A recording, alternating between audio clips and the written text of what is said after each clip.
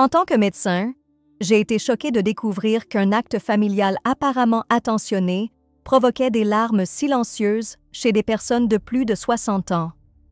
Au cours des années passées à prendre soin des personnes âgées, je n'aurais jamais imaginé qu'une chose aussi courante, aussi socialement acceptée, puisse être la cause profonde de tant de souffrances émotionnelles.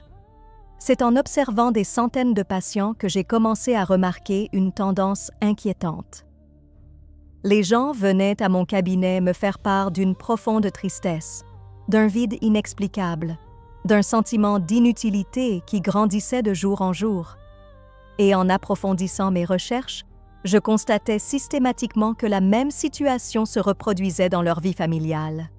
Ce qui m'a le plus frappé, c'est la subtilité de cette douleur. Ces gens n'arrivaient pas en criant, ils ne faisaient pas d'histoire. Ils pleuraient en silence, cachant leurs larmes, faisant comme si tout allait bien. Car, après tout, comment peut-on se plaindre de quelque chose que sa propre famille considère comme un acte d'amour et d'attention? Les neurosciences du deuil révèlent qu'après 60 ans, notre cerveau traite l'abandon émotionnel beaucoup plus intensément. Chaque geste de distanciation, chaque mot qui minimise notre importance, chaque action qui nous fait sentir invisibles, laisse de profondes cicatrices dans notre esprit. Et le pire, c'est que cela se produit à la maison, avec les gens qu'on aime. Avez-vous déjà ressenti ce serrement de cœur en réalisant que votre opinion n'avait plus d'importance pour votre famille? Avez-vous déjà retenu vos larmes lorsque vos enfants prenaient des décisions importantes sans même vous consulter? Avez-vous déjà fait semblant de ne pas vous en soucier, alors que vos petits-enfants préféraient être au téléphone plutôt que de vous parler? Si vous avez plus de 60 ans et que vous ressentez cette douleur, sachez que vous n'êtes pas seul. Cette attitude familiale particulière détruit silencieusement l'estime de soi de millions de personnes âgées au Brésil. Et le plus tragique, c'est que les familles ne se rendent même pas compte des dommages qu'elles causent. Ce que j'ai appris de cette situation peut complètement changer votre façon d'interagir avec votre famille. Cela peut vous redonner le sentiment d'être important, d'avoir une voix, d'être entendu et respecté. Mais d'abord, il faut comprendre exactement ce qui se passe et pourquoi cette douleur est si réelle. Répondez oui maintenant si vous reconnaissez cette douleur dans votre vie, si vous avez déjà ressenti ces larmes silencieuses, si vous avez déjà remis en question votre propre valeur au sein de votre famille. Votre réponse m'aide à comprendre combien de personnes traversent cette épreuve en ce moment. Laissez-moi vous parler de Dona Maria, une femme de 65 ans qui est arrivée à mon cabinet avec une tristesse immense. Veuve depuis 2 ans, elle vivait seule, mais recevait fréquemment la visite de ses 3 enfants adultes. À première vue, elle semblait entourée d'une famille aimante et présente. Mais dès que Maria commença à parler, ces mots révélèrent une réalité accablante. « Docteur, je me sens comme un fantôme chez moi quand ils viennent me rendre visite, » dit-elle, les larmes aux yeux.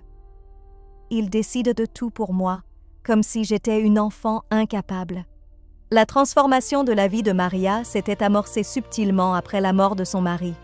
Au début, elle considérait la protection de ses enfants comme une véritable attention. Lorsqu'ils ont commencé à payer leurs factures en ligne sans demander l'autorisation, elle a trouvé cela pratique. Lorsqu'ils ont réorganisé leur maison pour plus de sécurité, elle en a été reconnaissante. Lorsqu'ils ont commencé à choisir leur médecin, elle a pensé que c'était de l'attention. Mais petit à petit, Maria a réalisé qu'elle avait complètement perdu son autonomie. Ses enfants ne lui demandaient plus son avis sur quoi que ce soit.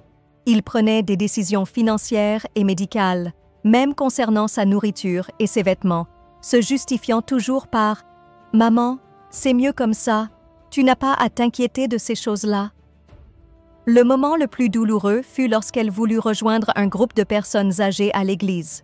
« Maman, c'est dangereux, tu risques de tomber, tu risques d'attraper quelque chose, il vaut mieux rester à la maison, » lui dirent ses enfants. Et Maria obéit, même si son cœur se brisait. C'est lors de ce rendez-vous que Maria m'a dit quelque chose qui m'a profondément touchée.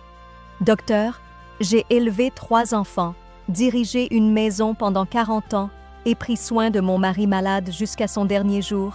Mais maintenant, on me traite comme si j'étais incapable de choisir mes vêtements. Je me sens morte intérieurement. Les larmes de Maria n'étaient pas seulement des larmes de tristesse, c'étaient des larmes de colère, d'indignation, celles d'une femme qui se sentait dépossédée de sa propre identité. Elle était devenue spectatrice de sa propre vie, attendant toujours que les autres décident pour elle.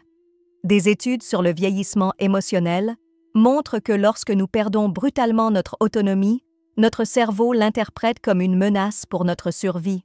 Il en résulte une profonde tristesse, un sentiment d'inutilité qui ronge notre âme jour après jour. Mais l'histoire de Maria ne s'arrête pas là.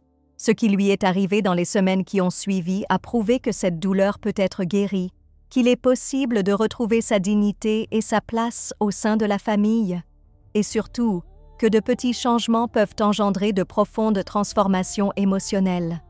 Ce que j'ai découvert sur le rétablissement de la dignité émotionnelle de Maria a changé ma façon d'accompagner les familles de personnes âgées. La première technique que je lui ai enseignée est ce que j'appelle l'énoncé de compétences quotidiennes. Cela peut paraître simple, mais les résultats ont été impressionnants.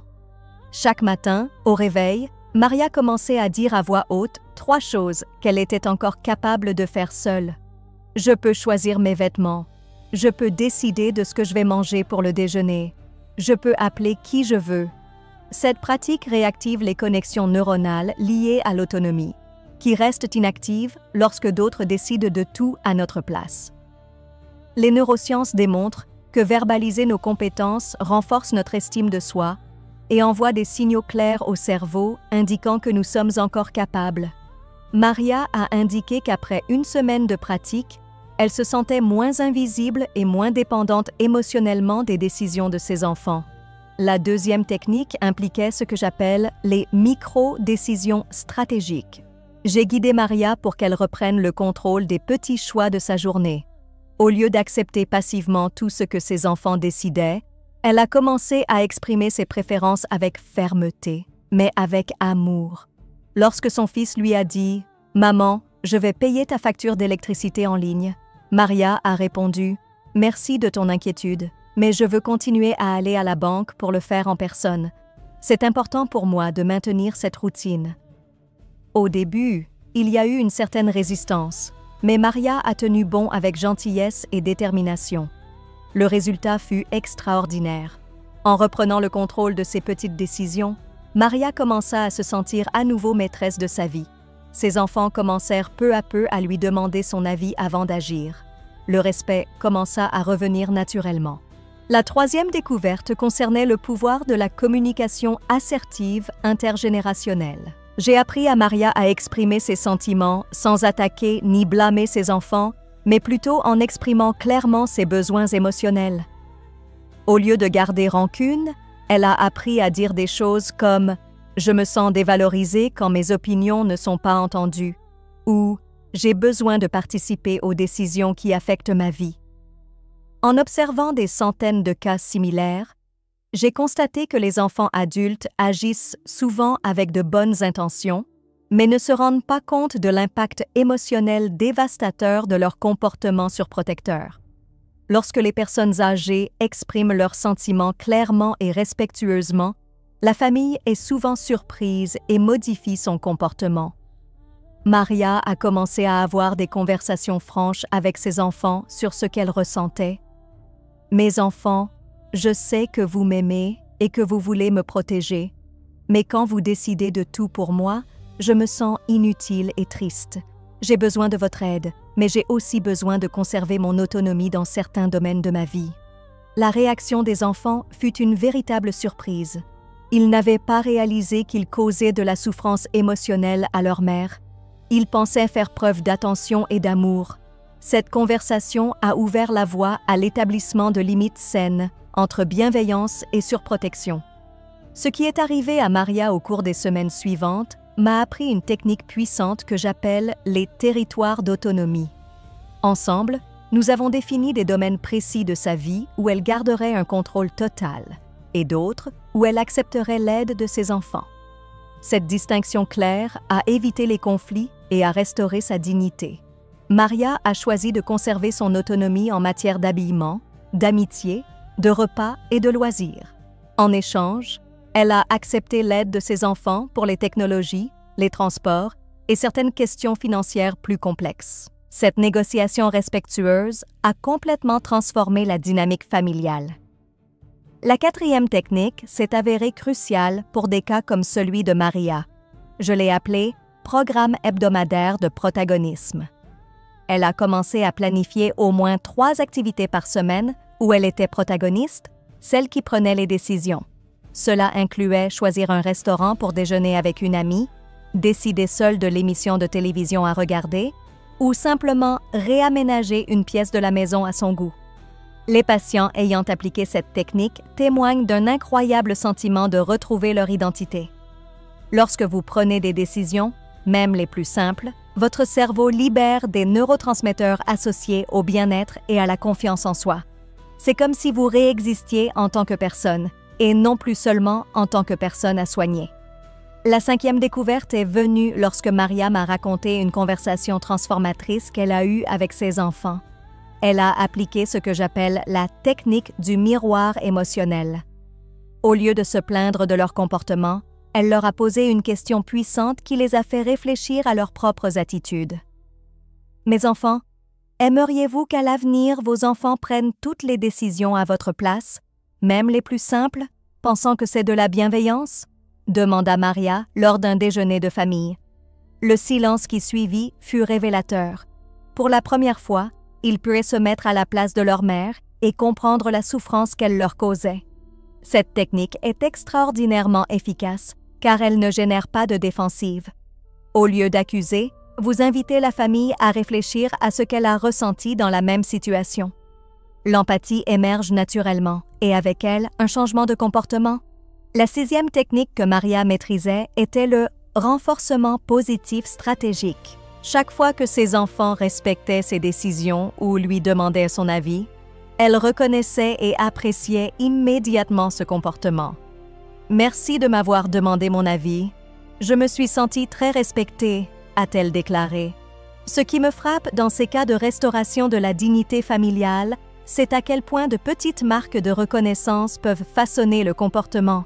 Lorsque vous renforcez positivement les attitudes respectueuses de vos enfants, ils ont tendance à répéter ces comportements plus souvent.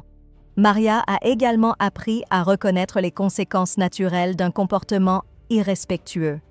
Lorsque ses enfants prenaient des décisions importantes sans la consulter, elle se retirait calmement de la situation ou exprimait clairement sa déception. « Quand vous prenez des décisions sans m'écouter, je me sens dévalorisée et je préfère partir », disait-elle en quittant la pièce avec dignité. Ces techniques ne visent ni la confrontation, ni la rébellion. Elles visent à rétablir l'équilibre émotionnel au sein de la famille, en veillant à ce que les personnes âgées conservent leur dignité tout en recevant les soins nécessaires. La transformation finale dans la vie de Maria est venue avec la 7e technique, que je considère comme l'une des plus puissantes pour restaurer la dignité émotionnelle. Je l'ai appelée le cercle de sagesse actif. Maria a commencé à partager délibérément ses expériences, ses connaissances et ses conseils avec ses enfants, se repositionnant comme une source de sagesse plutôt que comme une simple bénéficiaire de soins. Lors des visites familiales, au lieu de rester assise tranquillement à écouter ses enfants raconter leur vie, Maria a commencé à partager activement son point de vue. Lorsqu'un enfant évoquait des problèmes au travail, elle disait « Tu sais, j'ai vécu une situation similaire à l'école. Je peux te dire comment je l'ai résolue ?» Ce changement d'attitude a réactivé son rôle de conseillère et de mentor. Les neurosciences du vieillissement montrent que lorsque les personnes âgées se sentent utiles et valorisées pour leur expérience, les zones du cerveau liées au bien-être s'activent davantage. Maria a déclaré se sentir à nouveau importante et que ses paroles avaient du poids et de la valeur pour sa famille. La 8e et dernière technique fut révolutionnaire. Maria a appris à créer des moments de leadership familial. Une fois par mois, elle organisait un déjeuner ou un dîner où elle prenait toutes les décisions, du menu au sujet de conversation. Ces moments la replacèrent au cœur de la dynamique familiale, en tant que matriarche respectée. Lors de ces rassemblements, Maria a instauré des traditions riches de sens. Elle a créé des heures du conte où elle partageait des souvenirs de famille, perpétuant ainsi les traditions et les enseignements. Ses petits-enfants, auparavant sur leur téléphone portable, ont commencé à s'intéresser aux histoires de leur grand-mère, créant ainsi des liens émotionnels profonds. Les résultats de ces techniques dans la vie de Maria ont été impressionnants. Après 3 mois d'application, elle avait complètement retrouvé son estime de soi et sa place au sein de la famille. Ses enfants ont commencé à la consulter avant de prendre des décisions importantes et elle a recommencé à participer activement aux activités qu'elle aimait. Mais ce qui m'a le plus émue, c'est lorsque Maria m'a dit « Docteur, je me sens revivre. Mes larmes silencieuses se sont transformées en sourires sincères. Je suis à nouveau importante. » Cette phrase résume le pouvoir transformateur de retrouver sa dignité au sein de sa propre famille. Des études récentes sur le bien-être des personnes âgées confirment que les personnes âgées qui conservent leur autonomie et sont respectées par leur famille vivent plus longtemps, souffrent moins de dépression et jouissent d'une meilleure santé mentale globale. La dignité émotionnelle est aussi importante que la santé physique. Si vous êtes arrivé jusqu'ici et que vous reconnaissez votre propre douleur dans les larmes silencieuses de Maria, sachez que le changement est possible. Ces techniques ne sont pas des théories, ce sont des méthodes testées et approuvées par des dizaines de patients qui ont retrouvé le respect de leur famille. Inscrivez-vous dès maintenant et activez la cloche, car ce qui suit pourrait vous sauver la vie. Dans la prochaine partie, je vous dévoilerai comment Maria a surmonté la résistance initiale de ses enfants et les mots magiques qu'elle a utilisés pour enfin gagner le respect qu'elle méritait. Ce que les neurosciences révèlent sur les pleurs silencieux des personnes âgées à domicile m'a profondément marquée. Lorsque nous analysons le cerveau de personnes de plus de 60 ans ayant perdu leur autonomie familiale, nous découvrons un phénomène alarmant. Les zones liées à l'estime de soi et au sentiment d'avoir un but dans la vie présentent une activité réduite, similaire à ce que l'on observe dans les cas de dépression clinique. Maria a fait partie d'un groupe de recherche informel que j'ai suivi pendant 2 ans. Il comprenait 12 personnes âgées vivant des situations similaires de surprotection familiale déguisée en amour. Nos découvertes sur l'impact neurologique de ce trouble ont révolutionné ma compréhension de la tristesse liée à la vieillesse. Lorsque nous perdons notre capacité à prendre des décisions concernant notre vie, notre cerveau interprète cela comme une menace existentielle. La production de cortisol augmente considérablement, tandis que les niveaux de sérotonine chutent à des niveaux critiques. C'est pourquoi ces personnes développent une tristesse si profonde, apparemment sans raison apparente. Le cas le plus frappant du groupe était celui d'Antonio, un retraité de 68 ans qui vivait avec son fils et sa belle-fille. Il contrôlait même les chaînes de télévision qu'il pouvait regarder, prétextant que certaines émissions étaient mauvaises pour sa tension artérielle. Antonio a développé une apathie si profonde qu'il s'est mis à dormir 14 heures par jour, simplement pour échapper à ce sentiment d'inutilité. Mais lorsqu'Antonio a appliqué les mêmes techniques que Maria, quelque chose d'extraordinaire s'est produit. En 6 semaines, il a négocié avec sa famille un espace personnel à la maison, fixé des horaires pour regarder ses émissions préférées et même recommencé à cuisiner le week-end, une activité qu'il adorait faire, mais qui lui était interdite pour des raisons de sécurité. La transformation la plus impressionnante s'est produite chez Madame Carmen, 70 ans, dont les enfants avaient pris le contrôle total de ses finances. Elle ne pouvait même plus acheter de vêtements sans demander la permission. Grâce à la technique du miroir émotionnel, elle a pu se fixer une allocation mensuelle pour ses dépenses personnelles, retrouvant ainsi une indépendance financière de base. En observant ces cas, j'ai réalisé que les familles agissent souvent par peur et non par malveillance. Elles craignent que la personne âgée soit blessée, trompée ou prenne de mauvaises décisions. Mais cette peur, aussi bien intentionnée soit-elle, peut détruire émotionnellement une personne qui a déjà affronté des décennies de défis et de dépassements. Ce qui me frappe le plus, c'est que ces larmes silencieuses sont un appel à l'aide que la famille ne peut entendre. La personne âgée pleure en secret, car elle sait que si elle se plaint, elle sera perçue comme ingrate ou têtue. C'est une douleur amplifiée par l'isolement émotionnel. Partagez ce message avec quelqu'un qui en a besoin aujourd'hui. Il peut s'agir d'un ami qui traverse cette situation ou d'un enfant qui pourrait être surprotecteur sans s'en rendre compte. Ce message peut transformer une famille entière et redonner de la dignité à ceux qui en ont le plus besoin. Pour que ces techniques soient pleinement efficaces, j'ai développé un protocole de suivi que j'appelle la routine quotidienne anti-invisibilité. Ce protocole est né du constat que les personnes âgées comme Maria ont besoin de structures cohérentes pour préserver leur estime de soi et leur autonomie. La routine matinale commence par le rituel des compétences mentionnées précédemment, mais va bien plus loin. Après avoir verbalisé ses capacités, la personne doit réaliser au moins une activité qu'elle maîtrise parfaitement. Cela peut être préparer son café comme elle l'aime, choisir et porter une tenue qui lui fait du bien, ou simplement décider comment organiser ses affaires personnelles. L'après-midi, le protocole comprend ce que j'appelle un moment de connexion significatif. La personne doit contacter la personne de son choix, par téléphone, par SMS ou en personne. L'important est que ce soit sa propre initiative, une décision indépendante de se connecter au monde. Maria a commencé à appeler une amie différente chaque jour, renouant ainsi avec les liens qu'elle avait perdus.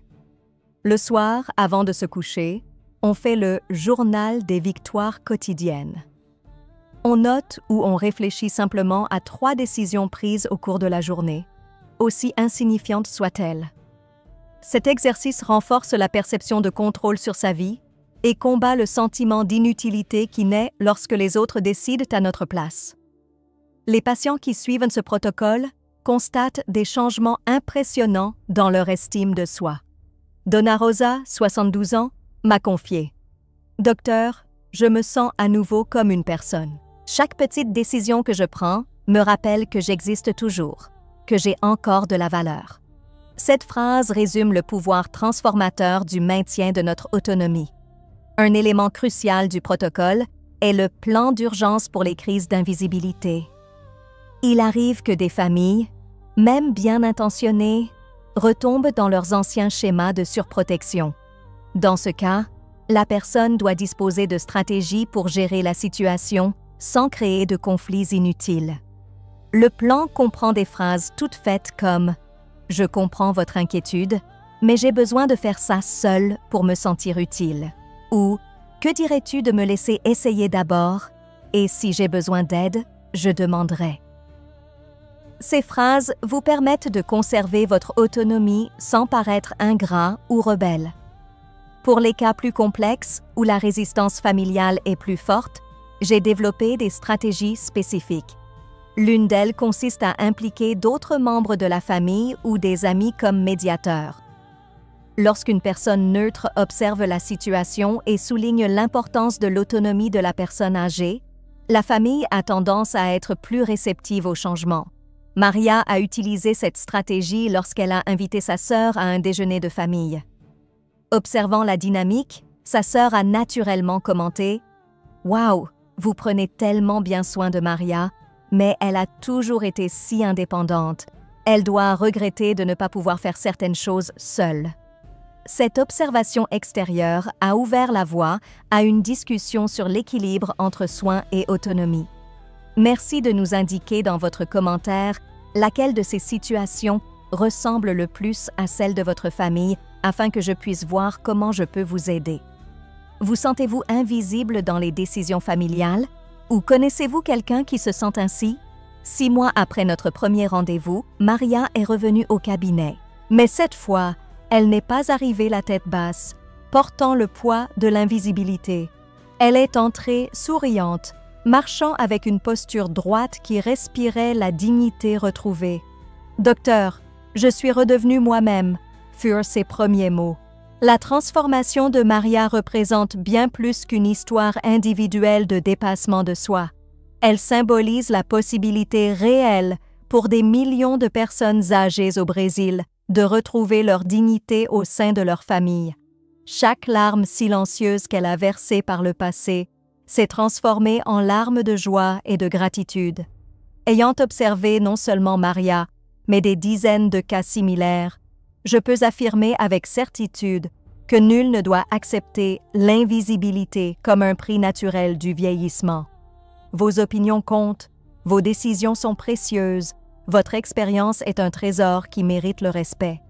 L'âge ne diminue en rien votre capacité à être acteur de votre propre vie. Ce qui me touche le plus dans ces cas de dignité retrouvée, c'est de voir comment de petits changements créent des vagues de transformation au sein de la famille. Lorsque Maria a retrouvé sa voix, ses petits-enfants ont commencé à lui demander conseil. Lorsqu'elle a recommencé à prendre des décisions, ses enfants se sont souvenus de la femme forte qui les avait élevés. Lorsqu'elle a retrouvé son autonomie, toute la dynamique familiale est devenue plus saine et plus respectueuse. Si vous êtes arrivé jusqu'ici en reconnaissant votre propre douleur dans cette histoire, sachez que votre tristesse est légitime, votre colère compréhensible et votre besoin de dignité sacré. Quel que soit votre âge, vous méritez d'être entendu, respecté et valorisé par ceux que vous aimez le plus. Vos larmes silencieuses ne sont pas forcément éternelles. Il existe un moyen de les transformer en sourires sincères, en moments de fierté et en un véritable sentiment que votre vie a encore un but et un sens. Chaque jour est une occasion d'appliquer ces techniques et de retrouver le respect de votre famille. N'oubliez pas que le changement ne se fait pas du jour au lendemain, mais que chaque petit pas vers votre autonomie est une victoire qui mérite d'être célébrée. Chaque fois que vous exprimez votre opinion, chaque décision que vous prenez pour vous-même, chaque limite que vous fixez avec amour, vous construisez une version plus digne et respectée de vous-même. La solitude n'est pas forcément votre destin. L'invisibilité n'est pas votre réalité. Vous avez le pouvoir de transformer ces larmes silencieuses en moments de véritable joie. Votre famille peut apprendre à concilier soins et respect, protection et autonomie. 3 choses avant de partir. Premièrement, si cette vidéo vous a touché, aimez-la maintenant. Deuxièmement, abonnez-vous. Chaque semaine, je partage des astuces pour lutter contre la solitude après 60 ans. Troisièmement, regardez la vidéo suivante qui apparaît à l'écran, où je révèle l'erreur matinale qui aggrave la tristesse sans que vous vous en rendiez compte.